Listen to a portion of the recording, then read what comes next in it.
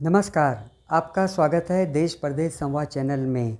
आज हम बात करेंगे ताइवान की, जिसने हाल में ही मुंबई में अपना तीसरा दफ्तर खोलने की घोषणा की है।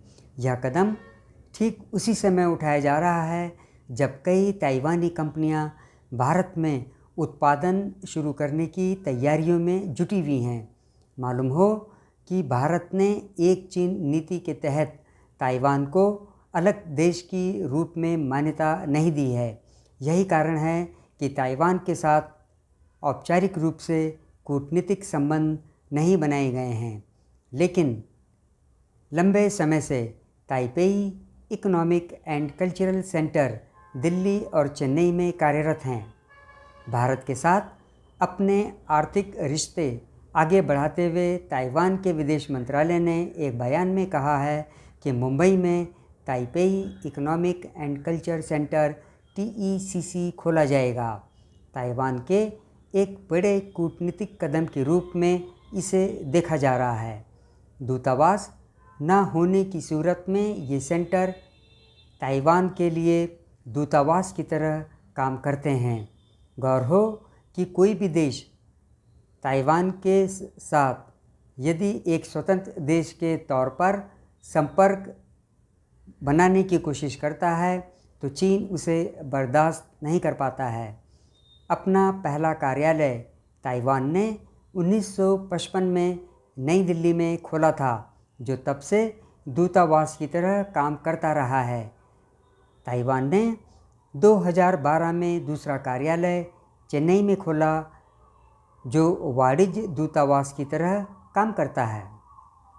ताइवान के विदेश मंत्रालय ने गत बुधवार को जारी एक बयान में कहा, हाल के सालों में चीन गणराज्य और भारत के बीच आर्थिक मोर्चे, व्यापार, विज्ञान तकनीक, सप्लाई चेन, शिक्षा, संस्कृति और पारंपरिक औषधि सहित कई क्षेत्रों में काफ़ी सहयोग बढ़ा है।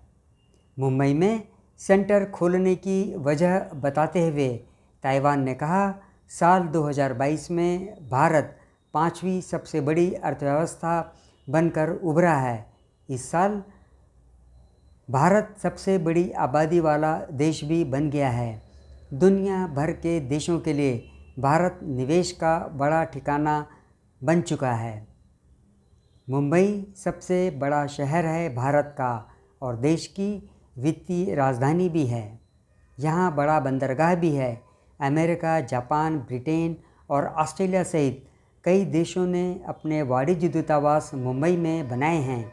ये केंद्र महाराष्ट्र, गोवा, गुजरात, मध्य प्रदेश, दादर और नागर हवेली, दमन और दीव के व्यापारियों, पर्यटकों, भारत में रह रहे ताइवान के लोगों और भारतीय नागरिकों को वीज़ा सेवाएं और अन्य तरह की मदद मुहैया कराएगा। इसके अलावा यह ताइवान की न्यू साउथ बाउंड पॉलिसी के अंतर्गत विज्ञान, तकनीक, शिक्षा, संस्कृति और सांस्कृतिक सहयोग और आदान प्रदान तथा ताइवान और पश्चिम भारत के बीच पीपल टू पीपल रिश्तों को भी आगे बढ़ाने का काम करेगा।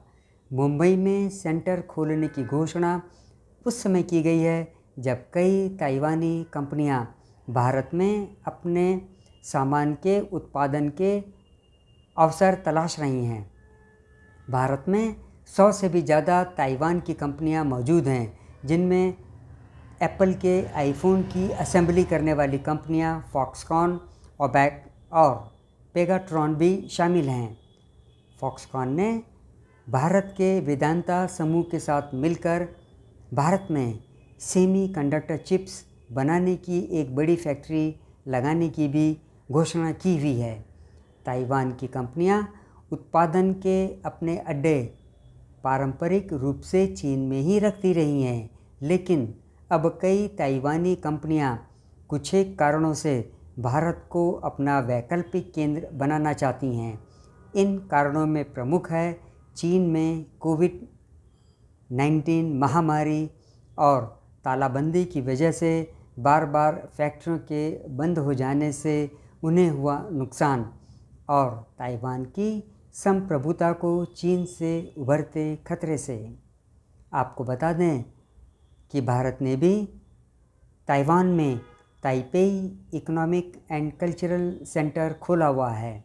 भारत और चीन के बीच 2020 से पहले जो रिश्ते थे और आज जो हालत लाइन ऑफ एक्चुअल कंट्रोल पर बनी हुई हैं, उनमें ज़मीन आसमान का अंतर साफ साफ देखा जा सकता है। ताइवान से बढ़ते व्यापारिक सहयोग से भी चीन की बेचैनी बढ़ने ही वाली है। आज के इस अंक में बस इतना ही।